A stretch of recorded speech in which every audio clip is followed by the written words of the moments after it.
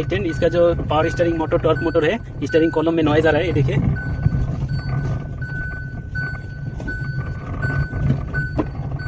पूरा एकदम जोर जोर से नॉइज आ रहा है। इसको भी प्रॉपर्ली करेक्शन करेंगे। इसका पावर स्टीयरिंग होगा।